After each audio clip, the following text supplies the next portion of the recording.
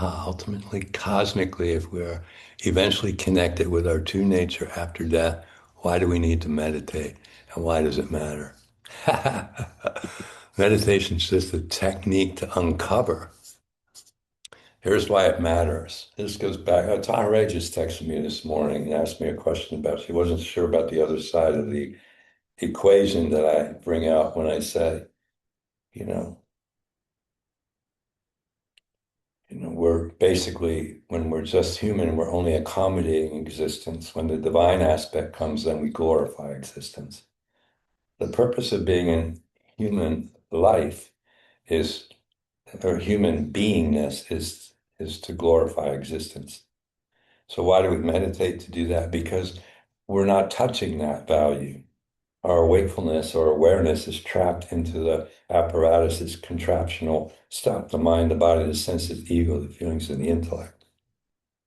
If I go back last week to I believe it was Yui's question, she was basically asking in a way, what's the point? And I said, it's just a game of play and display. Yeah, that's what it is, actually. But here, let me clarify this for Jeremy and others. The purpose of life is the expansion of happiness. If there is a purpose at all, that would be the only purpose, expansion of happiness. However, everyone thinks that phrase is relating to what makes them happy, the people, places, and things, or the situations, or, their premises and perspectives about some thing or some situation being fine for them, then they feel okay or happy.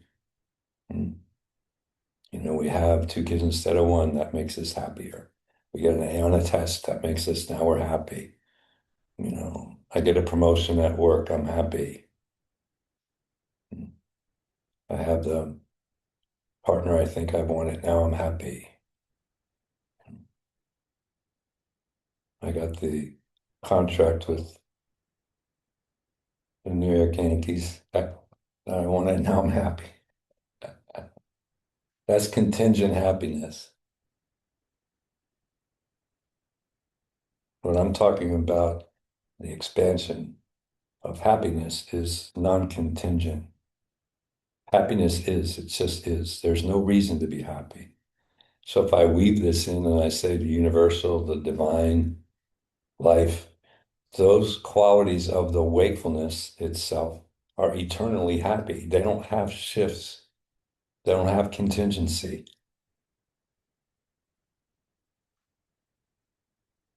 The purpose of being in living with life at the basis, you can't be living without life.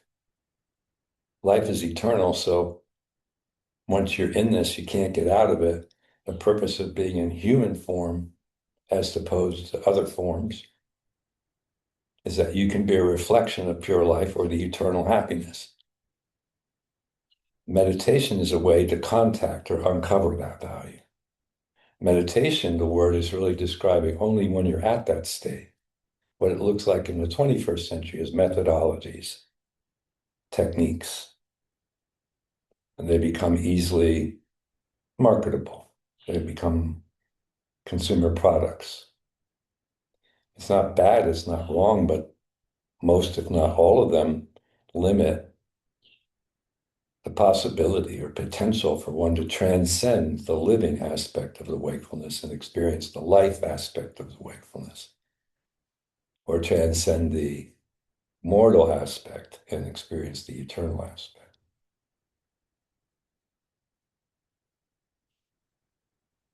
There's no reason to be happy, quote unquote, Michael D. Francisco or MD Fran. There's no reason to be happy. If there is, then there's a problem. It's contingent, baked in there here in life.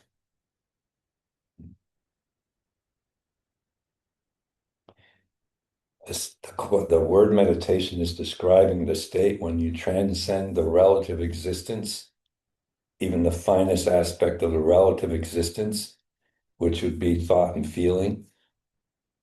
And you now are experiencing this unbounded, eternal aspect of the wakefulness itself, the pure state. the descriptions of which are hard to render.